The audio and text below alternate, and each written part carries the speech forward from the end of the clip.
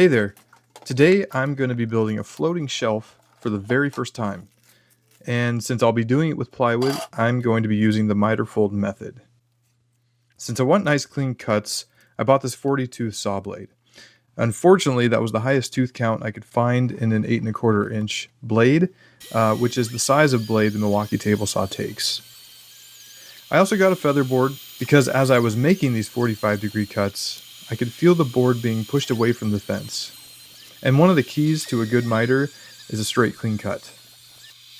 Another key is to actually adjust your blade to just past 45 degrees, like 45.1 or 45.2, which can be achieved by using a digital angle finder. Personally, I use the Wixey. Now, here is where I made my first mistake. I did not do a good job of looking over my table saw before I started making my cuts. And when using my angle finder, for some reason, I just couldn't get the blade to go past 45 degrees. For a while, I just thought this was an issue with the Milwaukee saw, but when I finally decided to do some investigating, I realized that there were stops on either side of the bevel adjustment that were set to 45 degrees, but I could adjust them, and that would allow the blade to go past that. Unfortunately, I'd already made most of my 45-degree cuts, and as you'll see at the end, that gave me some gaps I had to fill.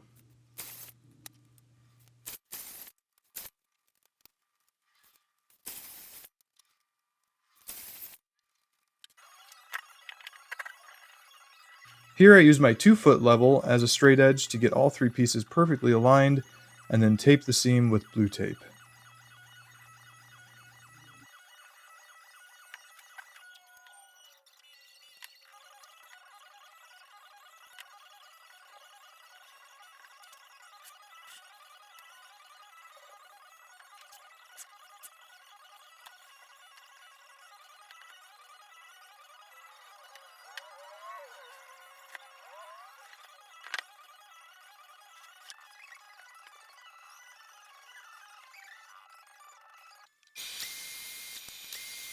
Now for the brackets, I'm just making simple wood brackets that I cut down from a 2x4.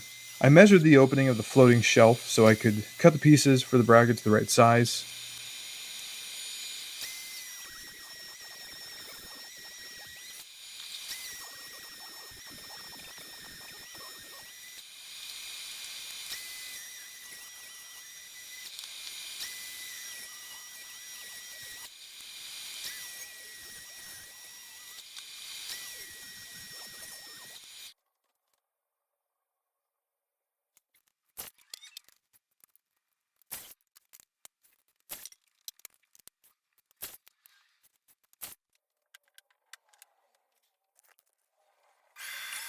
Now I'm just cutting these down to their final size.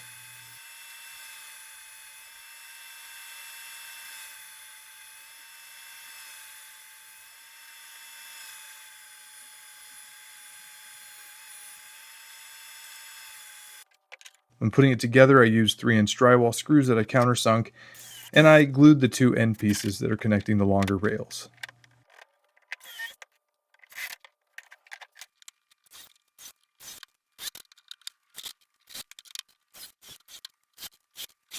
For some reason, even after I watch a bunch of videos on how to do something, I still feel like I know better. Or I just don't trust what I saw in those videos. Well, that was definitely the case here. I just didn't trust the blue tape to bring the boards together with enough pressure to give me a good joint. So what did I do? I used clamps. I used a lot of clamps. And ultimately that ended in disaster. I would have added that part to the video, but you couldn't really make out what happened exactly. But when I went to clamp it, I did not get even clamping pressure, and the thing just fell apart. So I had to re-glue and retape it, and this time I actually trusted the tape, and it worked. So learn from my mistake, and trust the tape if you try this.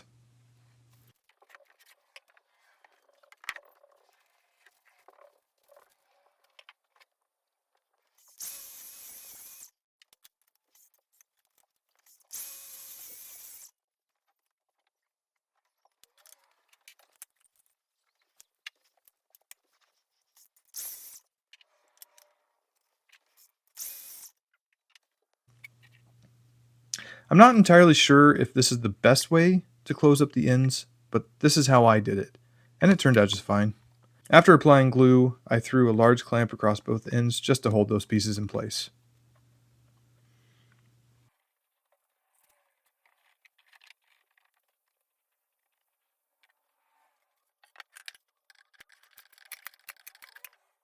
I'm not really sure what happened to this oil-based polyurethane, but there was a hard layer on the top that I had to break and take out.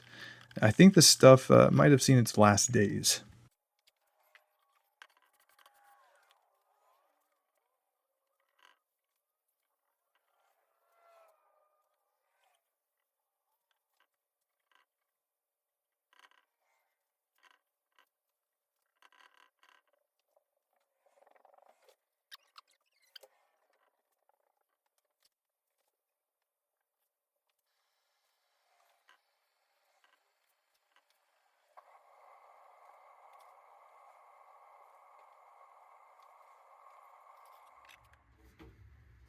Well, as always, I really appreciate you taking the time to watch. I will see you next time.